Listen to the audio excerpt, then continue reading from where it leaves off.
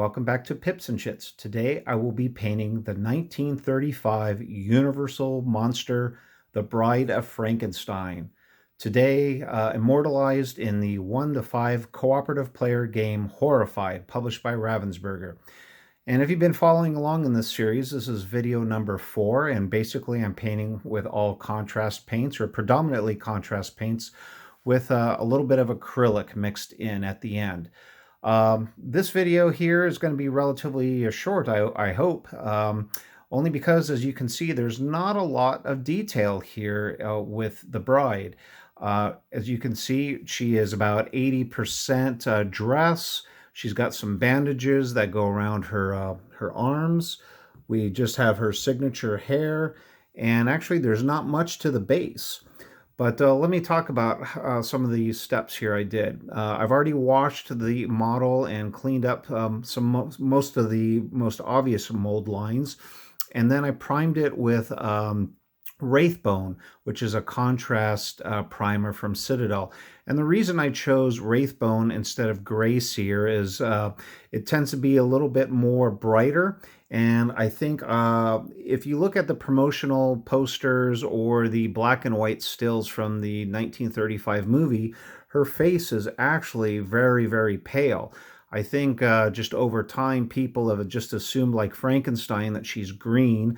And I'm probably not going to deviate too far from that, actually, because her dress is already 80% of this miniature is already going to be white. I don't think I want to paint her face white, only because that's going to subtract away from the contrast. So we actually are going to paint her face green, but we're going to make it paler than I'm going to make it for Frankenstein. So there's not, as you can see here from the sculpt, there's not a lot of details here. The base is very minimal. Her dress flares out so much that I think the base is going to be simple. We're just going to paint some black around the bottom here in the rim, and that should be done. There's really no detail work you can do there. And as I already said, the dress is going to be primarily white, depending on how this apothecary white turns out. And as you can see, I haven't used it yet, and we're going to put an agitator ball in here and really mix it up, because looking at it right now, you can see how the medium has separated from the actual pigmentation inside. So we're really going to have to shake this one up. As far as her arms go, she's got bandages on here, and kind of what I did with the mummy, I'm going to use skeleton horde, but I'm probably going to dilute that as well, just so it's a little paler. It's going to probably be 1 part skeleton horde, maybe 2 parts skeleton horde to 1 part technical medium. For her signature hair, we're going to use the contrast paint Black Templar. And you probably can't see it right now on the side of her head. It'll probably stand out a little bit better. Let's see if I can zoom in. But she's got some zigzag lines that are very signature for her, and you can see it in the artwork as well. But we'll probably end up painting that in. You could probably use a white acrylic paint. I might try to go with some Gray Seer myself. Just that it's a nice base paint, and that probably will tie in a little bit better to the Black Templar instead of Wraithbone, which, as you can see, Wraithbone, even though it's really bright, it does kind of have a slight yellowish tint to it, or a light beige tint to it. So we want to go more traditional pure white as far as her hair goes. As far as her face and her hands, we're probably going to do a diluted, as I mentioned before, some Plague Bear flesh, which obviously also needs to be mixed up because it's separated in here. But as far as her eyes and her mouth and her lips go, in the promotional art back in the day, her lips look like they're painted black. I don't really know if I'm going to go that route. I'll kind of make that decision later. Okay, now that I've adjusted the camera and given my pot of Apothecary White a really good shake, let's go ahead and dive right in. Because there's so much surface here, I'm taking one of my larger brushes, which is the Army Painter Regiment brush, and I'm going to go ahead and open up this pot and get some paint there on my brush, and we're going to just go ahead, get right into this. If there's a little bit of bleed over, I'm okay with that. We can always clean it back up with the wraith bone. As I said, actually, I already did. I already got some on her shoulder here, but I'm not too worried about that. As you can see, this is kind of turning out a little gray. That's fine. Right now, we're just going to keep moving this around. Get it under her armpit there. And we really want to get it into these recesses down here at the bottom of her dress is where it's going to pool the most. And that's where we're going to see the most of the effects of this paint here.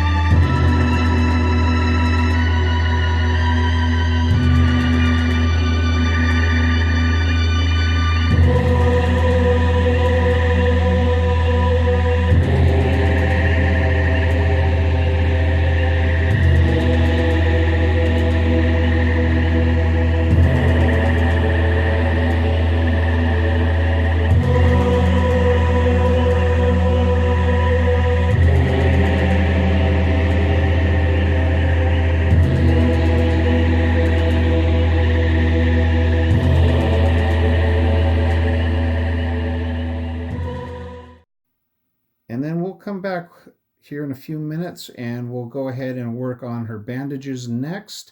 And we'll see, I'll talk about if there's any corrections I had to make, and we might even go ahead and paint the base on the next time around. All right, I'm back here and we're going to take a slight detour here. After I let that apothecary white dry, it came out with an interesting effect. I like it. However, it turned out a little bit more gray than I was anticipating other than white. Well, and while I understand it's a contrast paint and we want to get some of that dark coverage in those recesses, overall, especially on her chest and the front of her dress, it just came out a little too gray for my liking. I really wanted this to be much more white than it did. That being said, I do like it. It has a very tarnished or distressed look. If you think about like kind of old antique barnwood and stuff, when this dried, it really kind of has that old porcelain effect. And although I do like it, I want to try to lighten this up a little bit. So I'm going to actually break out some acrylics a little early here. That's before I even get to the arms. I broke out two dry paints here. I have Longbeard Gray, which although it's gray, it's going to be lighter than what we currently have now. And I'm going to try a little bit of that. And if it's still a little bit too gray, I'm going to do yet a second one of dry paint here with Praxetti White. So I'm going to go ahead and crack this open. And I'm going to get a little bit of this gray on my brush here. I'm just going to work some of that in my bristles. And with a little bit of a paper towel here, I'm going to try to rub off quite a bit of that paint, try to get off as much as I can. And with a little bit of a real light technique, I think I'll start on the back here first. I want to get a lot of this raised area.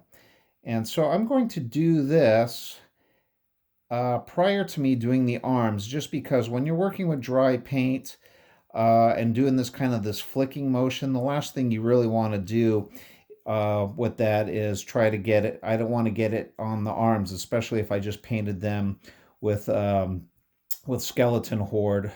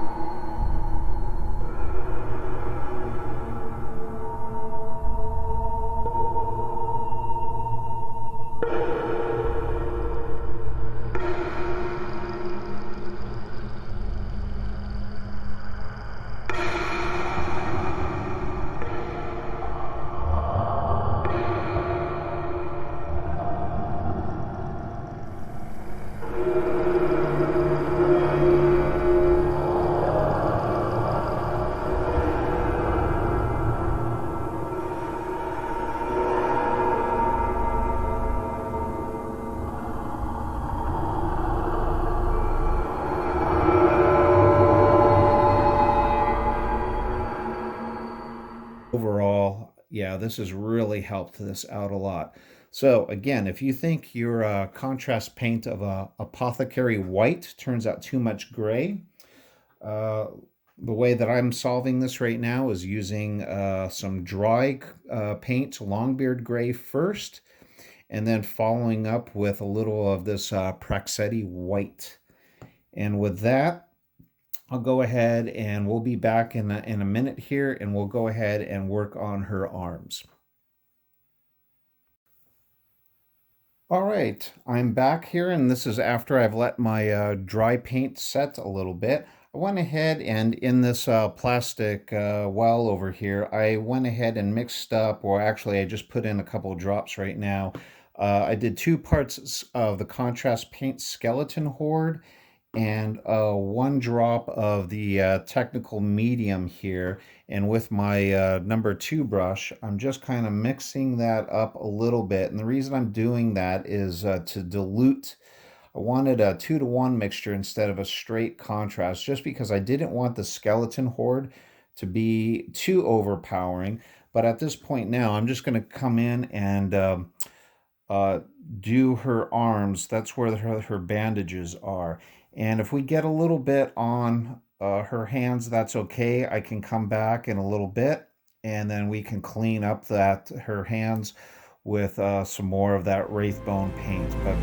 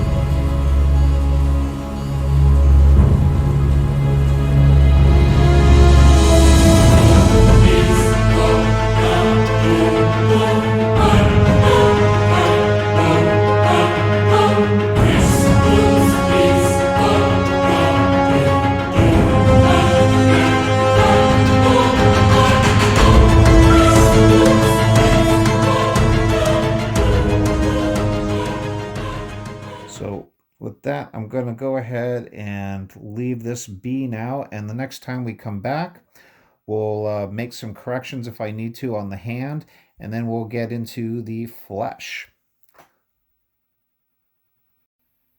All right, welcome back to our next little phase here.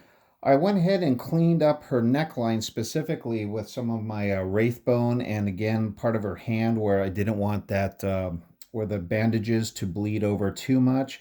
And again, back here in my little well, I've mixed 2 parts of Plaguebearer flesh with 1 part of that technical medium. and I have it right on my brush already, and I'm just going to go ahead and start painting her flesh areas. And when I get to her face, I'm going to yet bring out a smaller brush just so I can kind of get in her ear around there, because I don't want too much splash or getting over on other parts where we're going to put her hair. Um, let's see here, I'm getting it on her left hand now. I'm just kind of moving that around. And let's turn it upside down and make sure that I get this side of the hand as well. So I'm hoping that this, and if you wanted it lighter too, you could probably even do a 1-to-1 ratio of the technical medium to the Plague Bear flesh. Right here, I did a 2-to-1.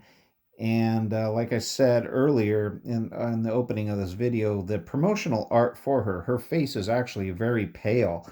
It's not really green. That's just our interpretation over years from when this movie first came out. And we kind of always think, well, the Bride of Frankenstein has to look exactly like Frankenstein. And that's not necessarily the case. But it does make it, I think, a little bit more visually interesting if we kind of tie her closer to Frankenstein himself by going ahead and, kind of getting her skin right around the same color that his is going to be. And I was thinking too, for these bandages, we went ahead and I used that skeleton horde, but you don't have to use skeleton horde. Another good idea might have been if you used the contrast paint basilicum gray, or even mix in 1 part basilicum gray to 1 part of that apothecary white. That might have worked out really good as well if you didn't want kind of this beigey color or khaki color of the bandages. So anyway, now I'm going in on her face here, and I'm trying to get in right up to her hairline. And I'm trying to be careful. I'm going to turn it upside down here. And oops, there's a little part of her hand here I kind of missed, it looks like. So just make sure I'm covering her thumbs. Don't forget to look at the thumbs. All right. Now I'm coming in with a little bit of a finer tip here. That's why I chose this brush, because I want to get on her neckline, but I don't want to bleed this contrast paint too much over on her dress. Again, you can always clean it up, but picking the right brush for the right, angle, or, what you can get at will save you from having to do additional stuff. I'm going to get a little bit in her mouth. I'm not too worried. We're going to be covering that up with pink paint in a little bit. As I said earlier, we'll probably go in with like Emperor's Children or a pink whore, and kind of get that mouth going. And we'll go ahead and put in a little bit of purple wash as well, or maybe like a red or a flesh wash inside her mouth. Get the back.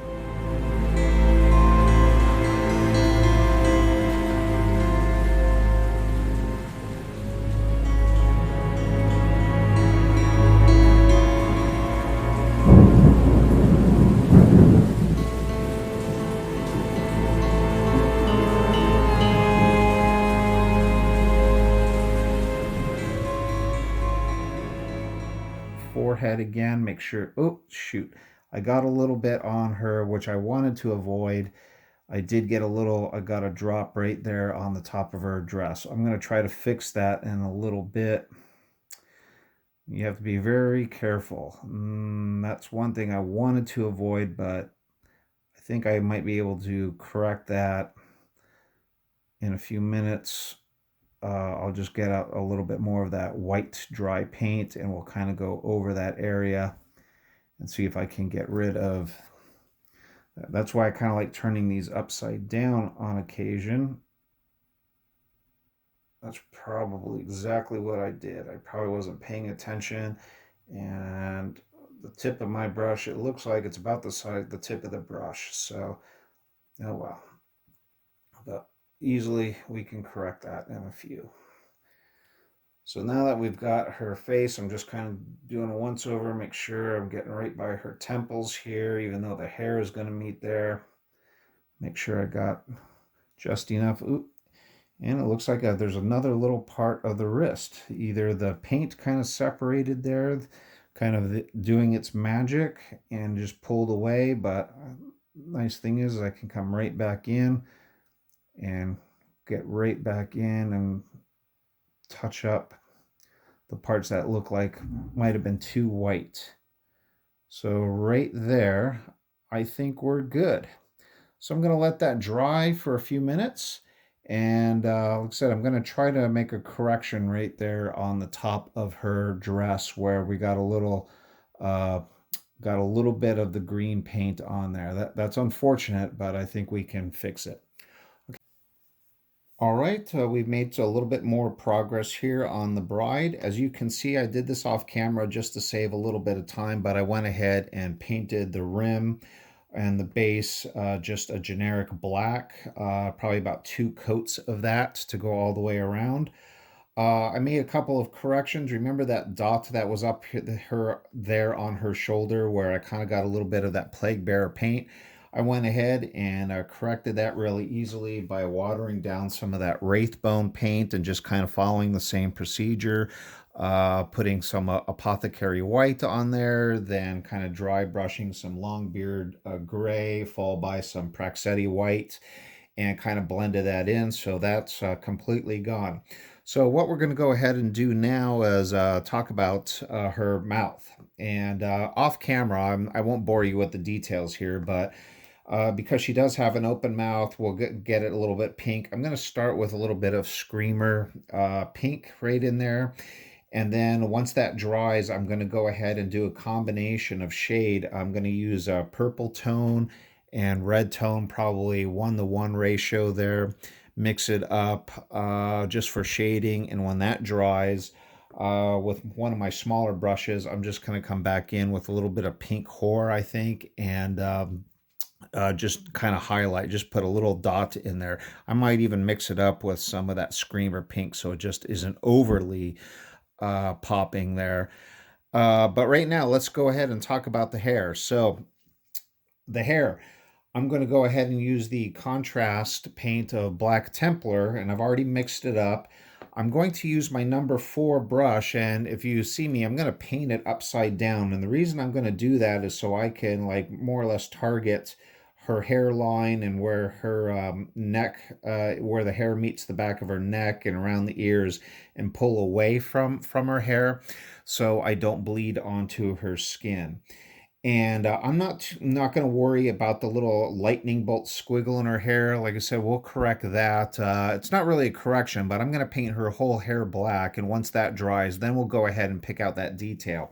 So for right now, bringing out my Black Templar paint, giving it one last shake. And I'm actually going to put a little bit of it on my palette here. I got a little wet palette, so I have a little bit more control here, and getting some of that off. And remember, I'm going to turn her upside down. And I'm going to start at the back of her neck here.